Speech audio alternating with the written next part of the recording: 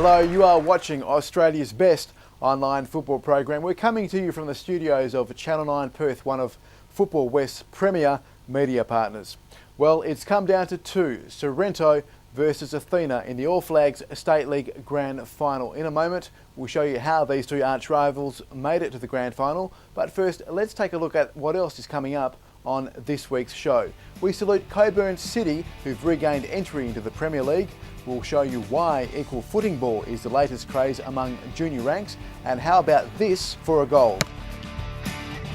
That's coming up on Football 360. But first, it's Sorrento versus Athena. Let's take a look at the road to the final for both of these teams.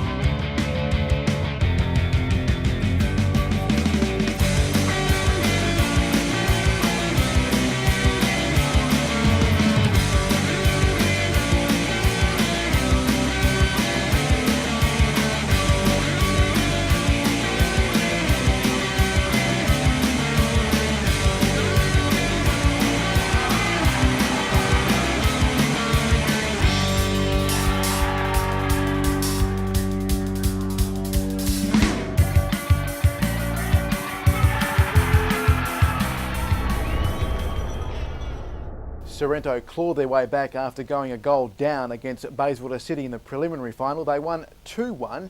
Next stop, Athena. Let's have a listen to coach Paul Price about the looming clash. It could go either way, but I would say confidence-wise, they beat us 3-1 down there a few weeks ago. But other than that, we've beat them 3 times this season. I'm sure we'll go into the game with a lot of confidence. If you've got a great team spirit in the changing room, whoever comes in, look, we've had players that have been playing well, have gone out through suspension or injury for one game, and because we were playing well the next week, we won the games. They haven't got back in the side, like Jamie Harmore and people like that. But they just want the team to win, and it's great. You haven't got players that are sort of griping about not being in the side. They understand that if the side's playing well, then sometimes you keep the same side. How will he be used next week? I'm not going to tell you. You're taking on Sorrento in the Grand Final. Is that your preferred opponent?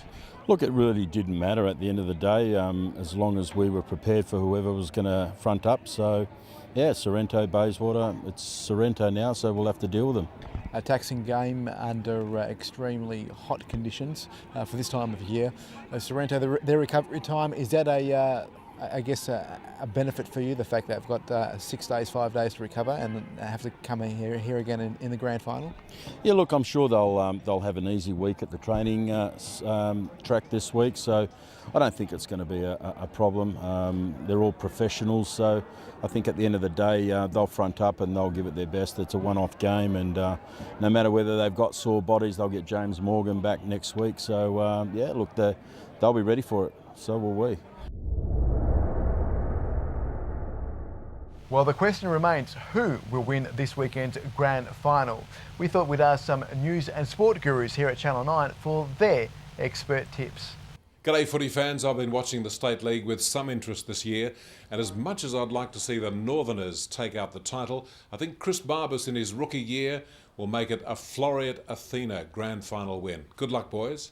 G'day everyone, Bob Harnett here from Channel 9 Sport. As you're probably aware, hopefully you've been watching Channel 9 Weekend News throughout the year, we've been paying particular attention to the State League. Now, Sorrento and Floreat, with all due respect to Athena fans, I'm pretty confident Sorrento will avenge last year's 7-zip thrashing by Perth. Yasu. Now, that doesn't mean I'm going for Floreat Athena in the big Grand Final. All I'm saying, I'm in a bit of a dilemma here. Floreat Athena, certainly I know a lot of people know the history of the club being of Greek descent, but I live in Sorrento, not far from Perth Reserve. I know the local area. I know the people in the area. And my children, actually, my son played for the Sorrento Junior Soccer Club a few years ago. So I'm torn between both of them. Great clubs and a great institution in WA soccer. Chris Vlahos, I know very well, the coach of Floreat. After all, Chris, you know that I taught you everything you know about coaching. When I coached you as a cricketer, I brought the best out of you, and now you've taken that to Floreat and you're getting the best out of your players. Congratulations on what you've done this year. I suppose my heart leans towards Floreat Athena, and I will go for them in what promises to be a great game. Best of luck to both of the sides.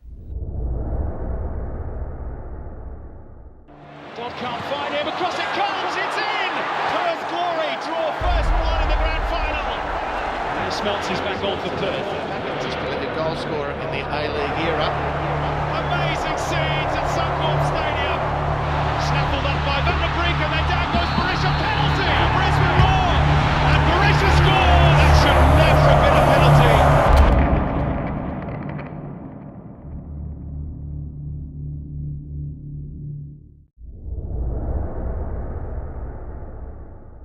While the focus is on this weekend's grand final, one team who'll be looking to emulate Athena and Sorrento's efforts is Coburn City. The team has been promoted to the Premier League after winning the First Division title. Happy days for the club, definitely. We got off to a shaky start. We lost the first 2 games. We bounced back after that, went on a good streak, went a bit rocky again, and that coincided with the changes of coach. And then we went on another good streak, and we haven't been beaten since Scotty came in, which has been great. I think Scotty's put a framework in place where everyone definitely knows their roles. Mickey was very much a fitness-based sort of program, and Scotty's much more passing, which has suited a few of the boys there. And also he's made some personnel changes, which has probably helped us as well. Thought I'd have a year off, and I was enjoying my Saturdays, but I got the call to come back to the club that I grew up at, and good people involved in this club now, and great players, and really reward for a great effort for the players. It's not your first time here at the club in a coaching role. Did you ever hesitate coming back? Hesitated very much. When I was here last time, it wasn't the most ideal time of my footballing career, but as I said, the football committee now are all heading in the right direction, and my best mate's on the committee, Big Jason Pecker, which I think the hesitation was if we didn't do well, he'd have to sack me and we wouldn't lose our friendship. But it all went well, and as I said, the players have been fantastic. What is it that you're trying to pass on to these guys? After one session, the first session I took over here, tried to implement the way I wanted to play. I thought it would be quite hard coming in with only 10 games to go, but the players embraced it, and if a coach and their players want to play the same way, it makes it very easy for me, and everything I've asked them to do, they've embraced and done really well. Do you think you'll be competitive in the Premier League? Oh, I don't think we would have pushed as hard as we did to get promotion if we didn't think we were going to be competitive. We're realistic. We haven't got a head in the clouds thinking we're going to go and run the league, but we'll definitely get up there and try and play a brand of football that's competitive.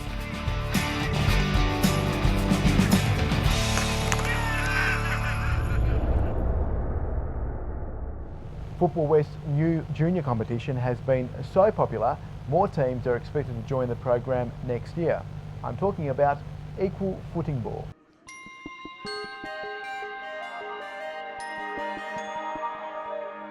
Our football family in WA is fortunately very inclusive.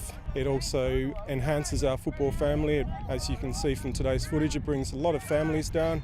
It grows a lot of our clubs, and it enhances our sport in the eyes of the wider community. And being able to represent the full community is really something our sports need to be looking at for the future. Here it's all about having fun, isn't it? Fun is a very important aspect of this. There's so many other things that come in for these youngsters. It's social development, it's making friends, it's understanding a competitive sporting environment, which is something that all youngsters should have an opportunity to enjoy. And being members of clubs is a really important thing for young people in their social development. And we've received constant feedback from the parents that being able to get into clubs, being able to wear their club shirts proudly is a very important thing for their children. It's fun because you get to play with your mates and you get to talk to them about the week and school, and I learnt to put the ball on the ground and kick goals and do trapping, passing, and getting into teammates and getting into space and learning how to deal with tricky situations. And just like to say that it's been a fantastic opportunity for Christopher and all his friends to learn much more about soccer and improve their skills and improve their socialisation. And the boys have really enjoyed themselves and they've really come on in their skills, so there's lots of benefits.